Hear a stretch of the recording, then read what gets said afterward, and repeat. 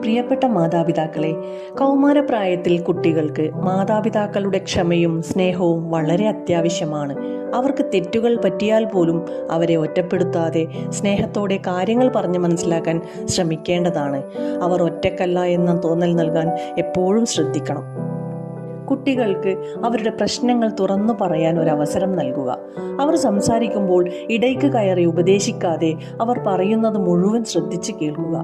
ചിലപ്പോൾ അവർക്കൊരു പരിഹാരം ആവശ്യമില്ലായിരിക്കാം. കേൾക്കാൻ ഒരാളുണ്ടെന്ന് അറിയുന്നത് തന്നെ വലിയ ആശ്വാസമാണ്. കൗമാരപ്രായക്കാർക്ക് സ്വന്തമായി തീരുമാനങ്ങൾ എടുക്കാൻ താല്പര്യമുണ്ടാകും. അവരുടെ പഠനം, വസ്ത്രധാരണം, സുഹൃത്തുക്കൾ തുടങ്ങിയ കാര്യങ്ങളിൽ ചെറിയ തോതിലുള്ള സ്വാതന്ത്ര്യം നൽകുക. അമിതമായ നിയന്ത്രണങ്ങൾ ദേഷ്യത്തിനും നിരാശയ്ക്കും കാരണമായേക്കാം.